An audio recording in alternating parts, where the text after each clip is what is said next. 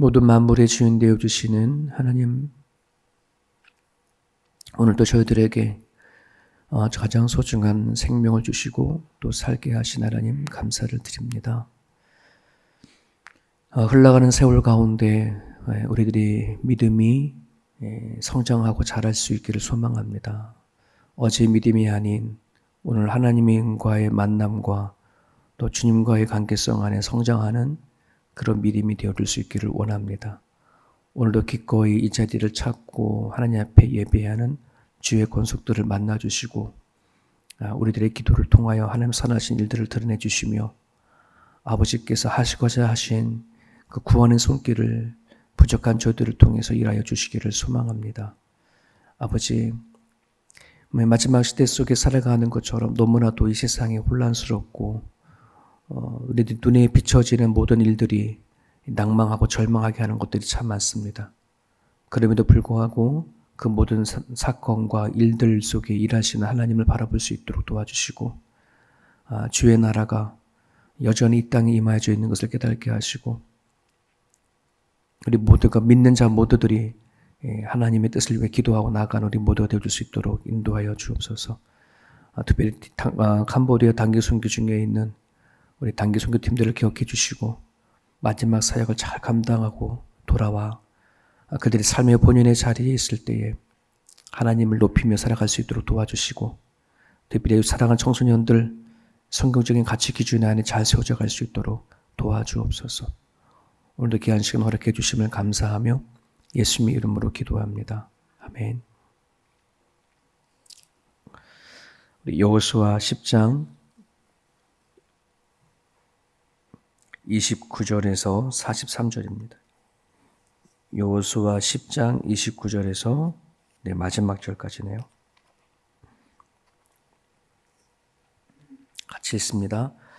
여호수아가 온 이스라엘과 더불어 막게다에서 림나로 나아가서 림나와 싸움에 여호와께서 또 성읍과 그 왕을 이스라엘의 손에 붙이신지라. 칼날로 그 성읍과 그 중에 모든 사람을 쳐서 멸하여 한 사람도 남기지 아니하였으니 그 왕에게 행한 것이 여리고 왕에게 행한 것과 같았더라.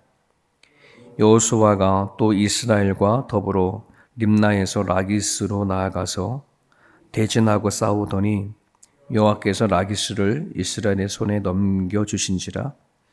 이튿날에 그 성읍을 점령하고 칼날로 그것과 그 안에 모든 사람을 쳐서 멸하였으니 림나에 행한 것과 같았더라. 그때에 게셀 왕 호람이 라기스를 도우려고 올라오므로 여호수아와 그와 그의 백성을 쳐서 한 사람도 남기지 아니하였더라. 여호수아가 온 이스라엘과 더불어 라기스에서 에글론으로 나아가서 대진하고 싸워 그날에 그 성읍을 취하고 칼날로 그것을 쳐서 그 중에 있는 모든 사람을 당일에 진멸하여 바쳤으니 라기스의 행한 것과 같았더라.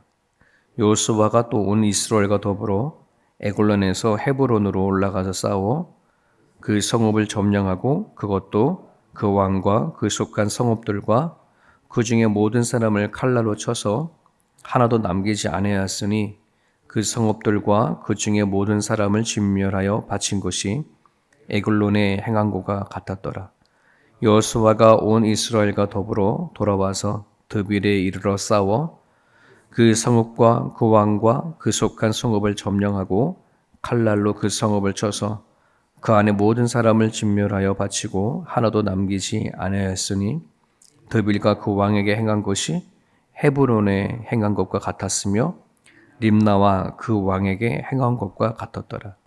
이와 같이 여호수아가 그 온 땅 곧 산지와 네겝과 평지와 경사지와 그 모든 왕을 쳐서 하나도 남기지 아니하였고 호흡이 있는 모든 자는 다 진멸하여 바쳤으니 이스라엘의 하나님 여호와께서 명령하신 것과 같았더라.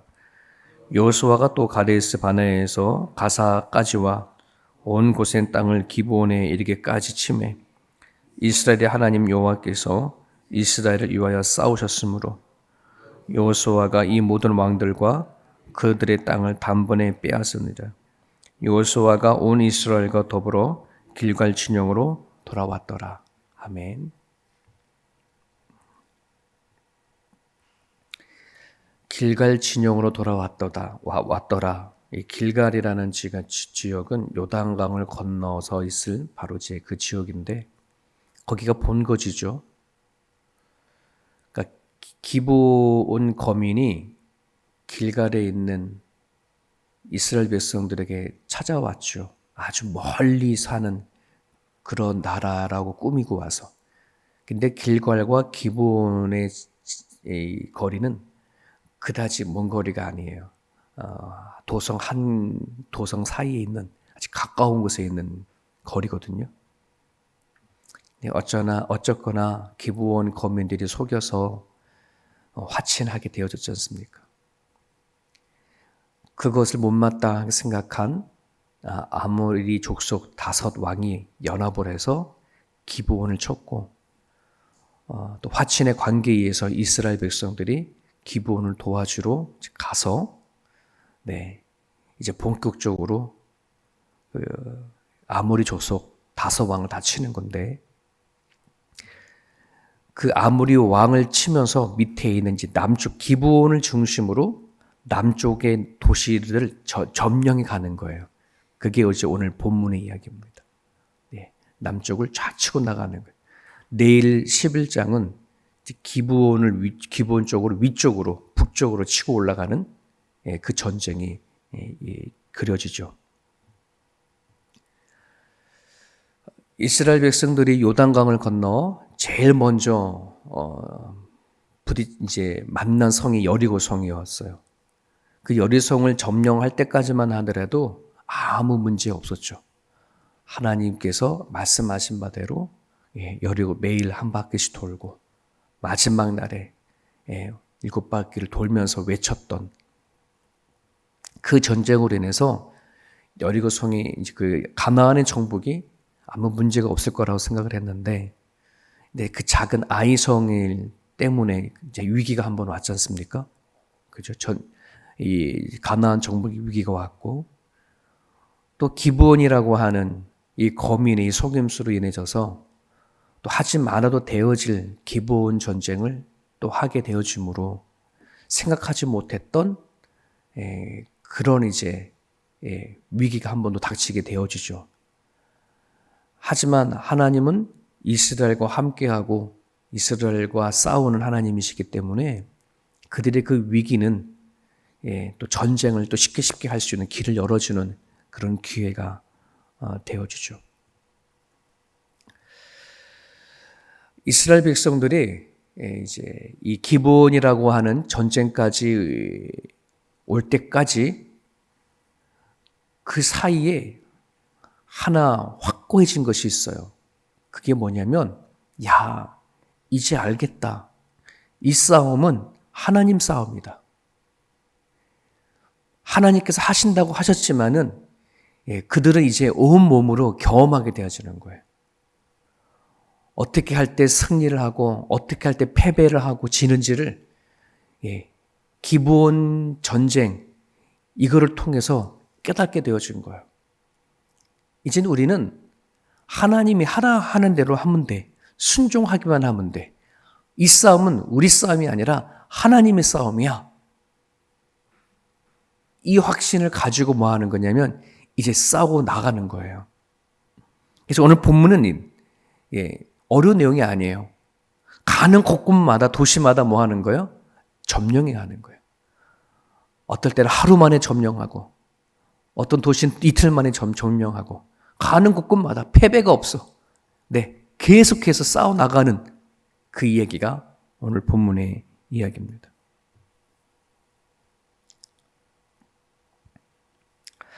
여러분, 오늘 우리가 하나님을 믿고 살면서 여기까지 왔는데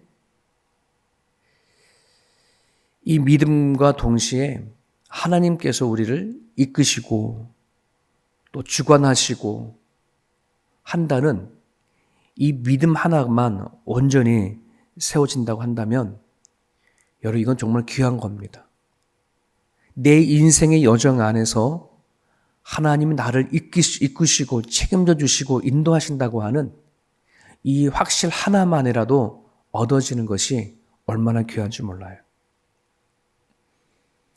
신앙생활을 처음 시작하고 교회 생활을 하고 신앙생활을 하는 사람들은 나름대로의 이제 교회 생활을 맛보고 사람들 공동체 생활을 하고 예배를 드리고 막 그러면 막 이렇게 기쁘고 뭐 교회 생활이 그렇게 뭐 어렵지 않겠다고 생각을 하면서 적응하고 가거든요. 그때가 있어요.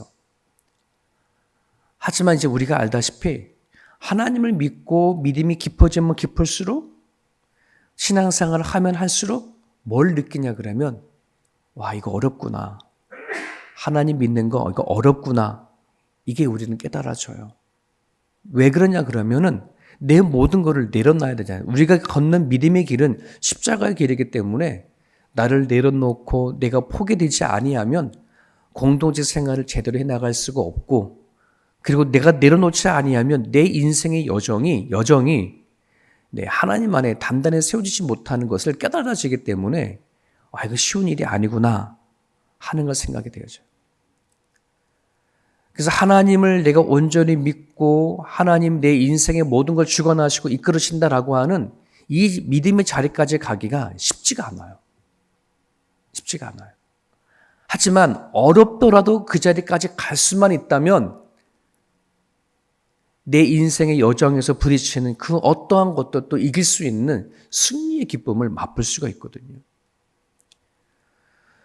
목회하면서 성도들을 만나서 신앙의 삶을 나누고 또 살아왔던 인생을 나누다 보면은 정말 믿음 좋고 또 하나님 앞에 늘 붙잡고 살아가려고 하는 그분들을 보면은 대부분 다 정말 참 어려운 믿음의 여정을 겪고 오신 분들이에요. 그냥 편안하게 잘 이렇게 오신 분이 별로 없어. 어렵고 힘들고 수많은 우여곡절 끝에 그 자리에 온 것을 보여주거든요. 힘들지만 그 자리에 딱 왔었을 때에는 그들이 하나님을 믿는 그 믿음, 남은 인생의 여정을 하나님께 맡기는 그 신앙의 자세는 너무나 귀한 거예요. 너무나 귀한 거예요. 그게 정말 하나님께서 우리에게 주시는 승리라고 하는 것을 깨닫게 되어져요. 믿음의 초신자들의 안에는 승리가 뭔지를 잘 모르고 이렇게 생각하죠. 뭐든지 하나님 믿고 잘 되는 것.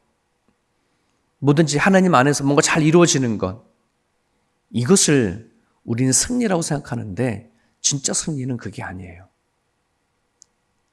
내 인생을 통해서 하나님이 승리케 하시고 하나님의 뜻이 세워지고 하나님이 원하시는 일들이 이루어지는 것을 바라보는 거죠. 오늘 본문은 반복적으로 얘기를 합니다. 이스라엘이 가는 곳곳마다 승리하면서 다음의 도시를 계속 쳐들어가는 이야기를 하죠. 막게드에서 림나, 림나에서 라기스, 라기스에서 에글론, 에글론에서 헤브론, 헤브론에서 드빌, 쭉쭉 퍼져나가는 걸 얘기를 합니다. 그래서 40절에 보면 이런 말씀이 있어요. 이와 같이 여호수아가 그 온 땅, 그 산지, 산에 있는 도시든 네겝, 사막 같은 곳이에요. 네겝 사막이라는 말이거든요. 사막에 있는 도시이든 평지에 있는 도시이든 경사진 곳에 있는 도시이든 다 쳤다는 말이에요. 다 쳤다. 이겼다는 말이에요. 아마 예전 같았으면 이스라엘 백성이 예전에 같았었으면 이렇게 원망할 수 있어요. 하나님 어떻게 저 산지에 있는 저 상황을 칩니까? 이건 불가능합니다. 우리들의 계략과 전략으로 가지고는. 하나님 저 평지에 있는 또 저 광야에 있는 저 성읍을 어떻게 정복합니까? 아마 눈에 보이는 환경과 상황에 따라 원망하고 불평할 수 있는 이스라엘 백성이라는 사실을 너무나 잘 알거든요. 근데 이제는 경험했어요. 이제는 달라진 거예요. 어떠한 자리에 있든 성읍이든 하나님은 싸우게서 이기신다. 경험하게 하신 거죠. 이게 어떻게 가능한 거냐? 어떻게 가능한 거냐? 42절에 보면 이스라엘의 하나님 여호와께서 이스라엘을 위하여서 싸우셨으므로 그들의 땅을 단번에 빼앗게 하셨다. 하나님께서 이스라엘을 위해서 싸우신다.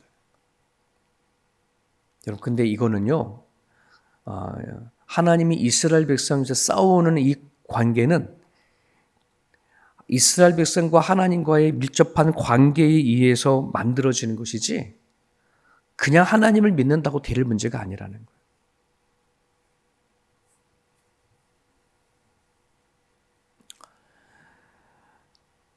하나님을 믿는다는 것은 그분의 존재만 믿는 거라는 것을 아니란 사실을 우리는 너무나 잘 알아요. 하나님과 성령과 예수님은 그 하나님을 믿는 믿음이라는 것은 사단도 믿어요. 성경에 보면은 야, 너네들이 예수를 믿고 하나님을 믿는 것은 다 사단도 같은 믿음이 있어. 이렇게 얘기를 하잖아요. 근데 왜 사단의 믿음은 왜 구원하는 믿음이 아니냐면 하나님과 단절되어지는 믿음이기 때문에 그래요. 하지만 우리들의 믿음은 왜 구원의 길로 가냐 그러면 하나님과 관계성이거든. 단절이 아니라 하나님과의 관계성. 왜 우리를 믿는 그 믿음이 구원의 믿음으로 가느냐? 관계성이에요.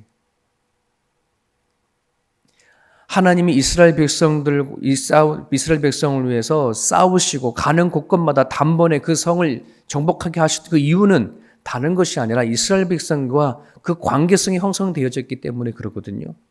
오늘도 우리들이 하나님 안에서 살아가는 데 있어서 이 관계성의 문제가 하나님 앞에 믿어지지 아니하게 되어버리면 우리들의 믿음은 그냥 하나님을 계신 존재를 믿는 그 믿음으로만 끝내버리고 말아버려요.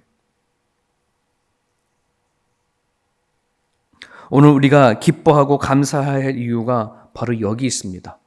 우리를 찾아와 주셔서 믿음을 주시고 우리를 하나님 자녀로 삼으시고 백성으로 붙잡아 주셔서 우리를 관계성을 맺어 주시는 것. 하나님 앞에 나와 기도하게 하시고 말씀을 붙잡고 살아가면서 하나님이 나에게 어떤 하나님이신 것을 깨닫게 해주시는 그것이 우리들에게는 기쁨이고 감사하고 승리여야 합니다. 로마서 8장 36절 39절에 보면 이런 말씀이 있습니다. 잘 들어보십시오. 기록된 바 우리가 종일 주를 위하여 죽임을 당하게 되며 도살당할 양같이 여김을 받았나이다 함과 같으니라.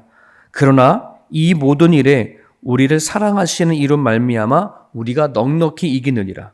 내가 확신하노니 사망이나 생명이나 천사들이나 권세자들이나 현재일이나 장래일이나 능력이나 높임이나 깊음이나 다른 어떤 피조물도 우리 주 그리스도 예수 안에 있는 하나님의 사랑 안에서 끊을 자가 없다.